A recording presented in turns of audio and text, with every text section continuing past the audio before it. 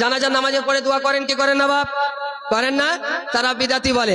আচ্ছা, যারা বিদাতি বলে তাদের পুস্তক থেকে একটু দেখাতে হবে, তাই না? সর্বপ্রথম আমরা আমার নবী মুস্তাফার হাদিসের দিকে দেখবো। আমার নবী কি বলেছেন?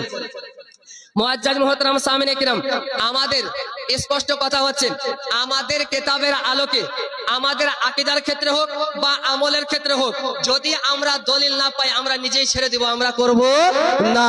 আর যদি দলিল পেয়ে যায় আর তাকে যদি দলিল দিয়ে দিয়া সে যদি না মানে, তো স্পষ্ট আমাদের কথা, দলিল পেয়েও নবীর মুআজিজা দেখেও নবীর কালমা পড়েনি কে?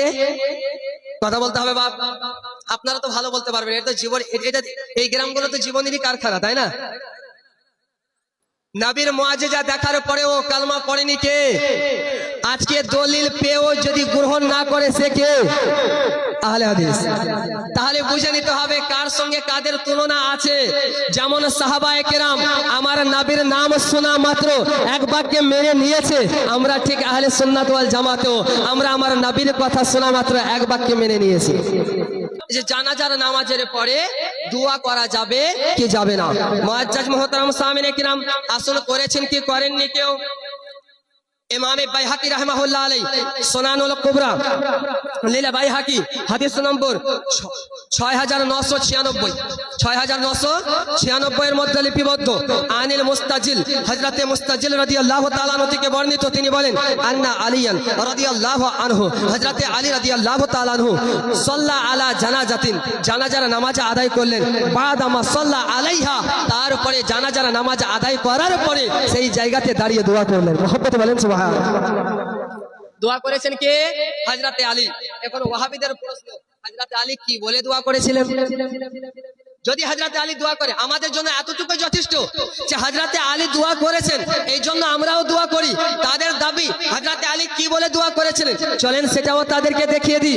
মুআজ্জাজ মুহতারাম সামিনে কিরাম, ইমাম ইবনে আবি শাইবা মুসান্নাফ ইবনে আবি শাইবার 11831 নম্বর হাদিসের মধ্যে লিপিবদ্ধ রয়েছে।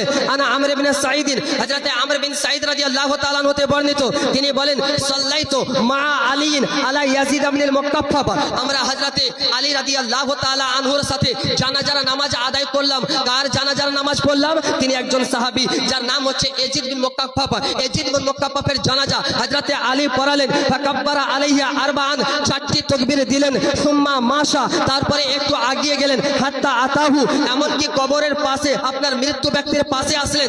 আসার পরে দোয়া করলেন, আল্লাহুম্মা আবদুকা ওয়া ইবনু আবদিকা নাযালা বিকাল ইয়াউমা ফাগফির জামবাহু ওয়াসি আলাইহি মাদখালাহু ফা ইন্নাহু লা না'লামু ইল্লা খায়রান ওয়া আনতা আ'লামু বিহি। হযরতে আলী রাদিয়াল্লাহু তাআলা আনহু হযরতে ইয়াজিদ বিন মুকাফফাফ রাদিয়াল্লাহু তাআলা আনহুর জানাজার নামাজ আদায় করলেন। জানাজার নামাজ আদায় করার পরে একটু আগিয়ে গেলেন। আমরা কাতার ভেঙে দিই না, এইভাবে কাতার ভেঙে একটু আগিয়ে গেলেন। আগিয়ে যাওয়ার পরে এই দোয়াটা পড়লেন, হে দুনিয়ার মানুষ, হযরতে আলী শেরে খোদা মাওলা আলী জানাজার নামাজের পরে দোয়া করে পৃথিবীর মানবকে জানিয়ে দিলেন জানাজার নামাজের পরে দোয়া করা নাজায়েজ নয়, বরং আমার জায়েজ রয়েছে। এই জন্য সাহাবী রাসূল করে দেখিয়ে গিয়েছে।